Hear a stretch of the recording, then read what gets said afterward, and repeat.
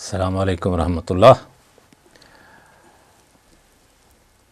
اما بعد فإن خیر الحدیث کتاب اللہ وخیر الہدی ہدی محمد صلی اللہ علیہ وسلم۔ سوال یہ ہے کہ ہم جنوں کے شر سے کیسے بچ سکتے ہیں؟ کیا جن انسانوں پر اثر انداز ہو سکتے ہیں؟ نیز جنوں سے بچنے کا طریقہ کیا ہے؟ یہ سوال شیخ سے یہ سوال پوچھا گیا کہ جنوں سے بچنے کا کیا طریقہ ہے اور کیا جن انسانی جسم پر اثر انداز ہوتے ہیں کہ نہیں۔ جواب سے پہلے میں یہ عرض کر دوں، پہلے بھی عرض کیا تھا کہ مخلوقات تین قسمیں ہیں، جن ہیں، انسان ہیں اور فرشتے ہیں۔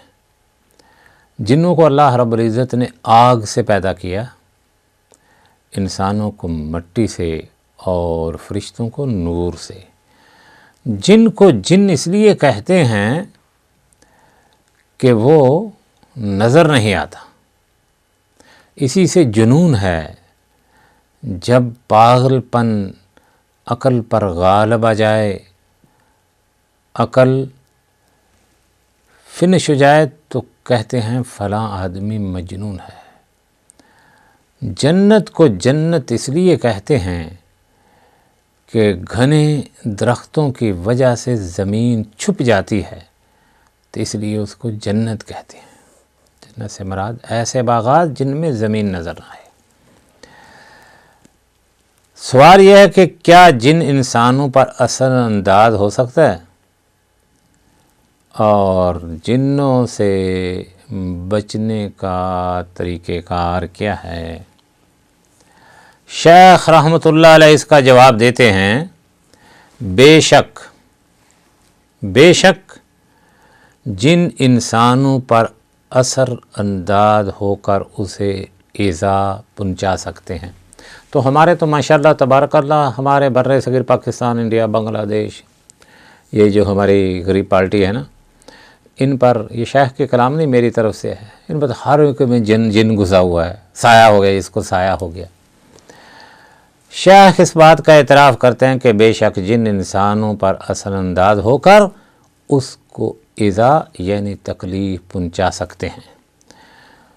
ان کی ایذا پہنچانے کی مختلف صورتیں بھی ہو سکتی ہیں۔ وہ قتل کر سکتے ہیں، پھر پتھر مار کر ایذا پہنچا سکتے ہیں، اور انسان کو ڈرا بھی سکتے ہیں، خوف زدہ بھی کر سکتے ہیں۔ اس طرح اور بھی کئی طریقوں سے ایذا پہنچا سکتے ہیں، جیسا کہ سنت نبوی اور امر واقع سے یہ بات ثابت ہے۔ حدیث شریف میں ہے کہ رسول اللہ صلی اللہ علیہ وسلم ایک غزوے سے، وہ غزوہ خندق تھا، ایک صحابی کو اپنے پاس بلایا جس کی شادی قریب میں ہوئی تھی، نوجوان تھا، تو اس کو اپنے گھر جانے کی اجازت دے دی، کیونکہ اس کی دلہن اس کا انتظار کر رہی تھی اور وہ ریحان شباب میں تھے۔ جب وہ اپنے گھر پہنچے تو دیکھا کہ ان کی بیوی دروازے پر کھڑی ہے۔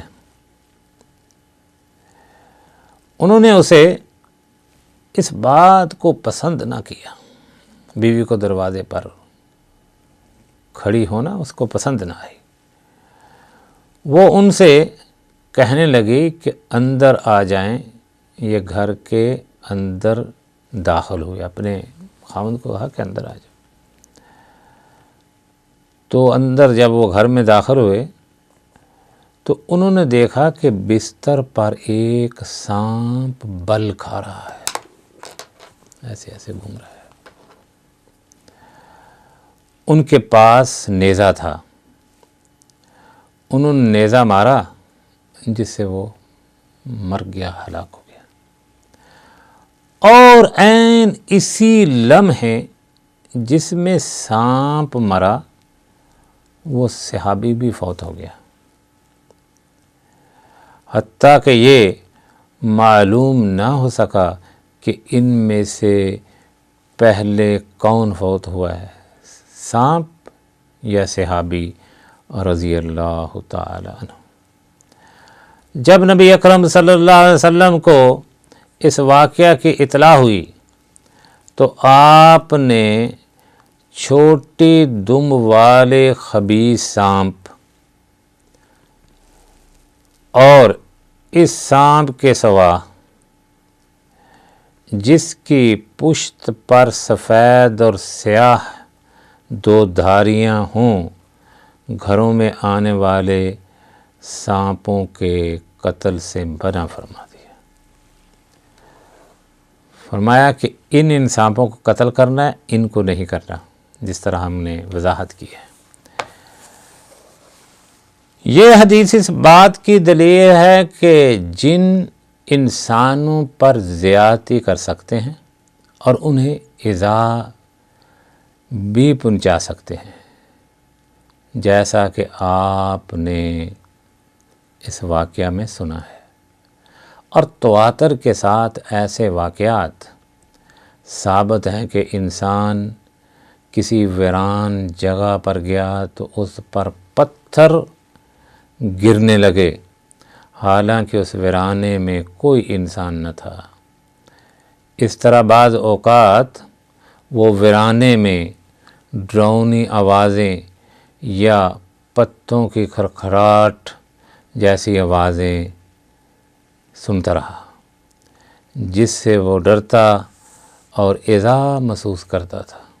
اس طرح جن انسانوں کے جسم کے اندر بھی اس سے عشق کی وجہ سے یا اسے ایذا پہنچانے کے ارادے سے یا کسی اور سبب سے داخل ہو سکتا ہے، جیسا کہ درجہ ذیل آیت کریمہ میں اشارہ ملتا ہے۔ اللہ رب العزت فرماتے ہیں اپنی مقدس کتاب میں، الذین یأکلون الربا لا یقومون الا کما یقوم الذی یتخبطہ الشیطان من المس۔ جو لوگ سود کھاتے ہیں وہ قبروں سے اس طرح حواس باختہ اٹھیں گے کہ جیسے کسی کو جن نے لپٹ کر دیوانہ بنا دیا ہو، ایسے کرتے کرتے قبروں سے اٹھیں گے۔ اس صورت میں جن انسانوں کے اندر سے بات کر سکتا ہے، بلکہ وہ اس شخص سے بھی باتیں کر سکتا ہے جو اسیب زدہ کو قرآن کریم کی آیات پڑھ کر دم کر رہا ہو۔ جو جن نکالنے کی کوشش کرتا ہے، جن اس سے بھی باتیں کر لیتے۔ دم کرنے والا بس اوقات اس سے یہ وعدہ بھی کر لیتا ہے کہ وہ آئندہ ایسا نہیں کرے گا۔ اس طرح کے بہت سے امور حد تواتر تک پہنچنے کی وجہ سے لوگوں میں بہت مشہور ہے۔ جنوں کی شر سے بچنے کے لیے انسان کو وہ پڑھنا چاہیے جس کا اس بارے میں سنت میں ذکر ہے۔ مثلا اس مقصد سے آیت الکرسی پڑھی جائے، کیونکہ انسان جب رات کو آیت الکرسی پڑھ لے تو اللہ تعالیٰ کی طرف سے ایک فرشتہ اس کی حفاظت پر مامور ہو جاتا ہے، اور صبح تک شیطان اس کے قریب نہیں پھٹک سکتا۔ تو اس لیے ان کی شر ہے، تکلیف دیتے ہیں، لیکن ان سے اتنا خوف زدہ نہیں ہونا چاہیے کہ انسان کا ایمان ہی جاتا رہے۔ انسان میں قوت ایمان، اپنے رب پر بھروسہ، توکل، اور ان چیزوں سے نہیں ڈرنا۔ قرآن ہے، پڑھو، اس کی تلاوت کرو، یہ سب دوڑ جائیں گے۔ لیکن نبی صلی اللہ علیہ وسلم نے فرمایا جب اذان سن کے دوڑ جاتے ہیں تو قرآن سن کے کیوں نہ دوڑیں گے؟